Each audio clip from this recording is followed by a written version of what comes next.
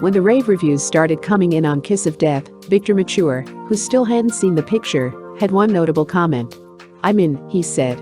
"Now I can move to a smaller house."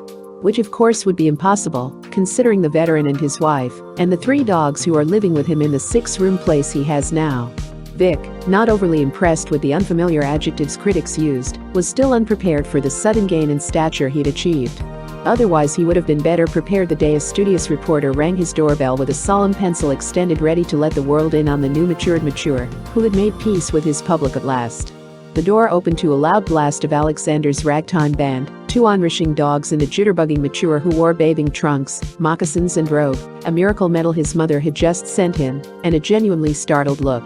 Usually punctilious about business appointments, Vic had completely forgotten the interview. This was the 14th wedding anniversary of his ex-Coast Guard pal, Bud Evans, and his cute wife Ella, who live with him, and Vic, who has a deep reverence for matrimony, particularly 14 years of it, was observing it with them. He was most contrite. Although if he had known what the interviewer had in mind, he would probably have appeared bearing a spear in one hand and the Encyclopedia Britannica in the other. And justly so.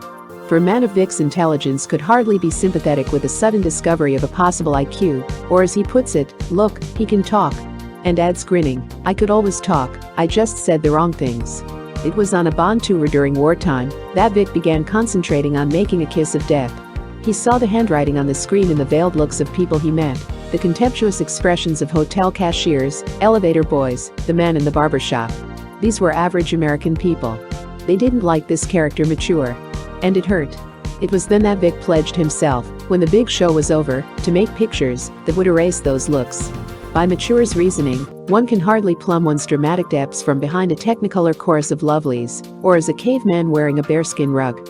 For once, in Kiss of Death, he had lines to say, and he said them, a real role to play, and he played it. And, if you know him well, you recognize in this picture the real Vic, sans stripes of course, earthy, genuine, sensitive, a realist with sentiment, emotionally equipped to give that poignant portrayal of Nick Bianco. Mature has always been much too modest to connect himself seriously with the star.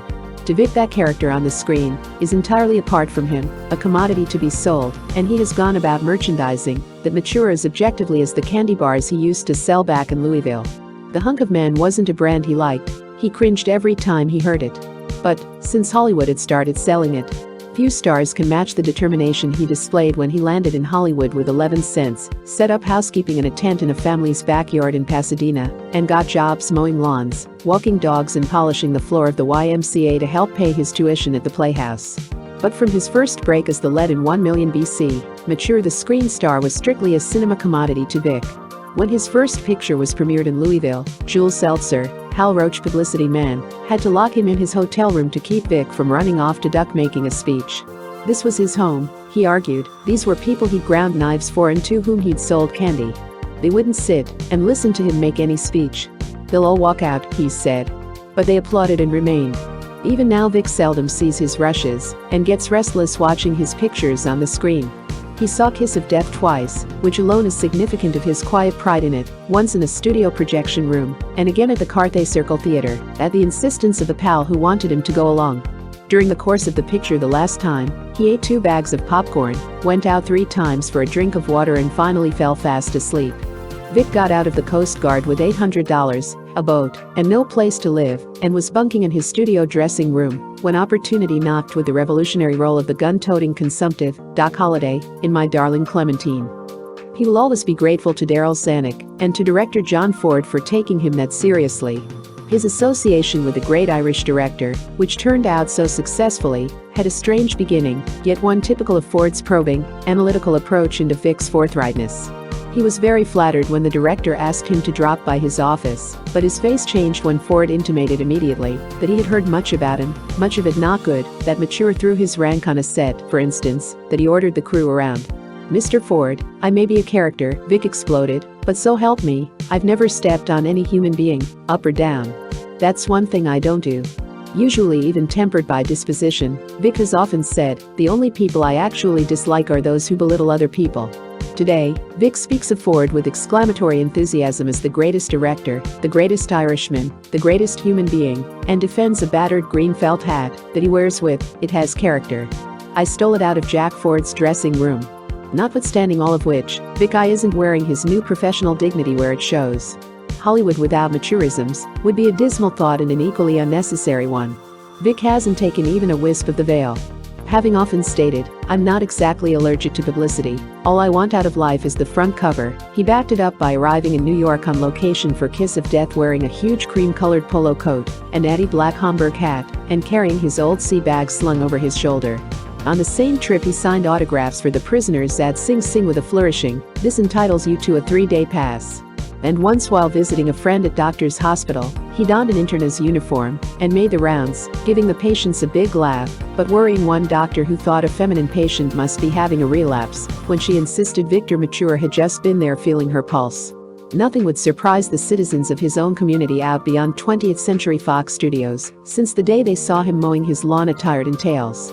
He had few clothes when he got out of the service, Vic explained, but he did have 2 pairs of tails, and I've got to get the good out of them some way.